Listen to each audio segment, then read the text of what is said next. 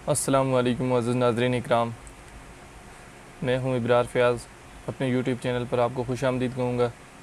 उम्मीद करता हूं आप सब खैरियत से होंगे। सबसे पहले आपसे दरख्वास्त है कि चैनल को सब्सक्राइब कर लें और बेल आइकन का बटन ज़रूर प्रेस कर लें ताकि मेरी डेली आने वाली वीडियो का नोटिफिकेशन आपको ज़रूर मिलता रहे। नाज़रीन इकराम, आज जिस मेडिसन के बारे में डिस्कस करेंगे, ये मेडिसन आपको बूढ़े से जवान कर देगी। ये हर मर्द ख़वातीन, बूढ़े बच्चों, बड़ों तमाम के लिए ये इंतहाई ज़्यादा मुफीद है। चाहे आपकी स्किन की प्रॉब्लम हो, हेयर की प्रॉब्लम हो, हार्ट की प्रॉब्लम हो, जिगर की प्रॉब्लम हो, इन तमाम की जितनी भी बीमारियां हैं, इन तमाम के लिए इंतहाई इफ़ेक्टिव मेडिसन है। ये मेडिसन ख़ास करके मर्दों के लिए इंतहाई ज़्यादा मुफीद है। इस मेडिसन का नाम एवियान है। इसमें शामिल विटामिन ई है। विटामिन ई एक एंटीऑक्सीडेंट है, जिसका मतलब हमारे जिस्म के अंदर जितने भी मेटाबॉलिक रिएक्शन या केमिकल रिएक्शन होते हैं, उसके नतीजे में बनने वाला जो फाजिल मादा होता है, उनको फ्री रेडिकल कहते हैं। ये एंटीऑक्सीडेंट यानी विटामिन ई को खा जाता है, या कि सादा ज़बान में विटामिन ई को उठाकर कूड़ेदान में डाल देता है। फाजिल मादे हमारे जिस्म के अंदर हमारी बॉडी को बहुत हद तक नुकसान पहुंचाते हैं। अगर फाजिल मादे को साइड ना लगाया जाए तो हमारे जिस्म बहुत सारी बीमारियों का शिकार हो जाता है। हमारे खुलियों से मुतासर हो सकती है, इंसानी जिस्म डलने लग जाता है, बुढ़ापे की तरफ जाने लग जाता है। विटामिन ई एक फ़ैट सॉल्युबल या फ़ैट विटामिन पेस्ट है। ये विटामिन हमारी बॉडी में मौजूद तमाम सेल को, बैरूनी खुलियों को ताकत बख्शता है।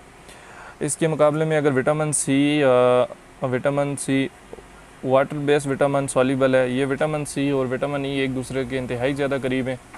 ये हमारे जिस्म के अंदर होने वाले तमाम ख़तरनाक अनासर, यानी तोड़ फोड़ की सूरत में जो होने वाले तमाम ख़तरनाक अनासर होते हैं, उनको निशाना बनाकर उनको ठिकाने लगाने में अहम किरदार अदा करता है। विटामिन ई हमारे जिस्म में अंदरूनी मौजूद शरियानों को तवानाई बख्शता है। विटामिन ई ख़ास करके उन मर्द व ख़वातीन के लिए इंतहाई ज़्यादा ज़रूरी है जिनकी एज 40 साल को टच कर चुकी है। उनके लिए ये इंतहाई ज़्यादा मुफीद है। ये विटामिन ख़ास करके मर्दों के लिए उनके टेस्टोस्टेरोन हार्मोन्स के लिए इंतहाई ज़्यादा मुफीद है। उनकी बढ़ती हुई उम्र के साथ इस टेस्टोस्टेरोन हार्मोन्स की कमी वाक़ई होना शुरू हो जाती है। 40 साल से अबव जब कोई भी मर्द हज़रात हो जाते हैं, उनके लिए ये इंतहाई ज़्यादा आम विटामिन है। एक और आम बात आपको बताता चलूँ कि 40 साल से अबव जो भी मर्द हज़रात होते हैं, उनको अगर टेस्टोस्टेरोन हार्मोन्स की कमी वाक़ई हो जाए तो ऐसे अफराद के अंदर हार्ट का मसला, दिल के मर्ज़ यानी ज़्यादा ख़दशा होता है उन लोगों के अंदर जिन लोगों को हार्मोन्स की कमी हो जाए। ऐसे अफराद के लिए विटामिन ई इंतहाई ज़्यादा मुफीद है। उसके अलावा मर्द ख़वातीन के असाबी कमज़ोरी के लिए भी इंतहाई ज़्यादा आम है। विटामिन ई इस्तेमाल करने के बाद आप इस चीज़ का वाज़ेह फ़र्क महसूस करेंगे कि विटामिन ई से आपकी असाबी कमज़ोरी में बेहतरी हुई है। औरतों के लिए विटामिन ई का मुसलसल इस्तेमाल उनके लिए इंतहाई ज़्यादा मुफीद है। विटामिन ई औरतों में उनकी जो मंथली डेट पीरियड्स की डेट होती है, उसके लिए इंतहाई ज़्यादा मुफीद है। अगर वो उनकी डेट अबव हो जाती है या उसमें कोई कमी पेशी हो जाती है तो उस सूरत में ये इंतहाई ज़्यादा मुफीद है उनके। ये उन ख़वातीन के लिए इंतहाई ज़्यादा आम है जो 40 से 45 साल की एज में इस पीरियड्स की डेट से मुतासर होती हैं, और उनकी इस तरह की शिकायत की सूरत में विटामिन ई इंतहाई ज़्यादा मुफीद है।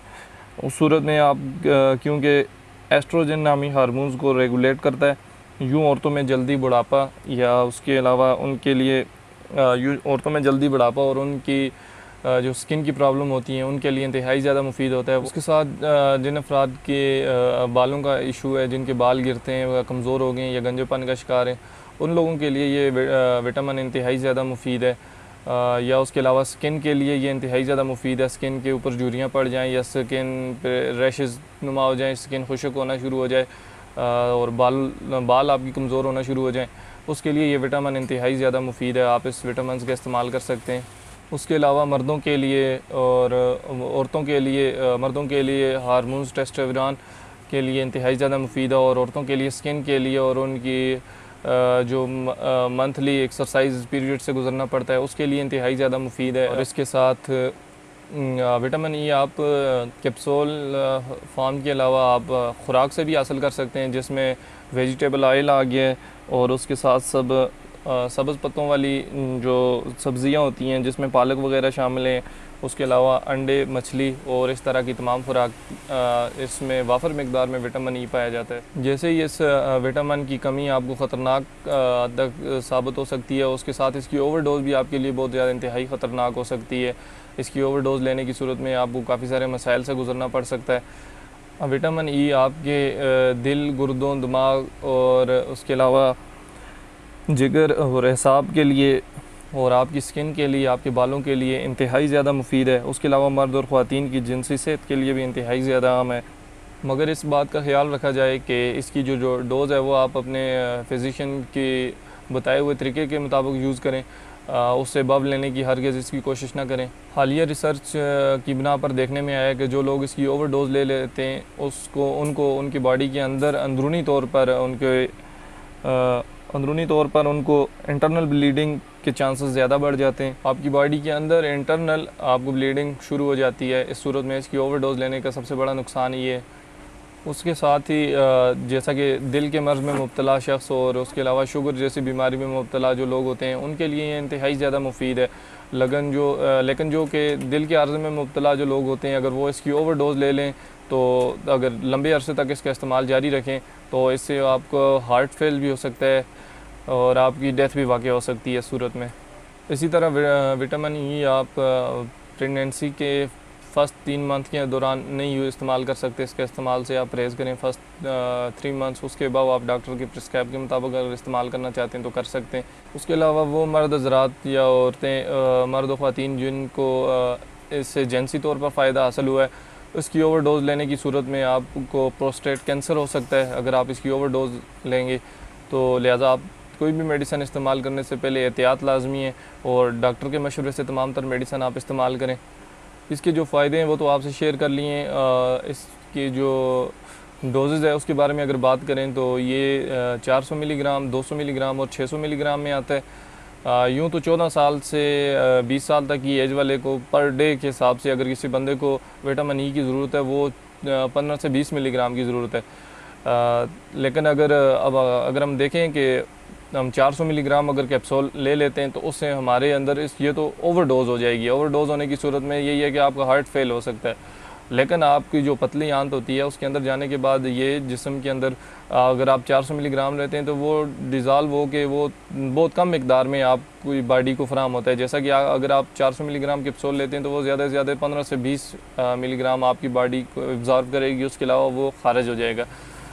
इसलिए इससे परेशान होने की ज़रूरत नहीं है। डॉक्टर जिस तरह आपको प्रेस्क्राइब करे वो इंतहाई ज़्यादा आपके लिए मुफीद है। विटामिन ई ख़ास करके उन लोगों में कमी इसकी देखी गई है जो लोग पेट के आर्ज़े में मुब्तला होते हैं। उनको अक्सर इसहाल या दस्त इस तरह के आर्ज़े में वो हमेशा के लिए मुब्तला रहते हैं और उसके साथ उनका डाइजेस्टिव सिस्टम प्रॉपर काम नहीं कर रहा होता है और वो जो खुराक ले रहे होते हैं उसमें विटामिन ई तो शामिल होता है लेकिन वो उनकी बॉडी विटामिन ई को एब्ज़ॉर्ब नहीं कर रही होती, जिसकी वजह से विटामिन ई की कमी का शिकार हो जाते हैं।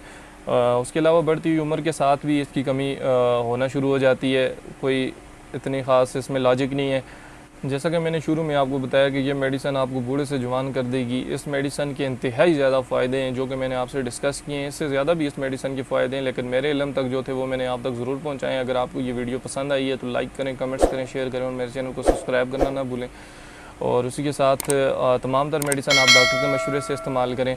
वीडियो बनाने का मकसद सिर्फ आपको इन्फॉर्मेशन देना है, ना कि आपको चीज़ प्रेस्क्राइब करनी है। मैंने प्रीवियस वीडियो एरिनेक टैबलेट पर बनाई थी। अगर आपने वो वीडियो नहीं देखी है तो उसका लिंक डिस्क्रिप्शन में पिन होगा या आप लास्ट पे उसको देख सकते हैं।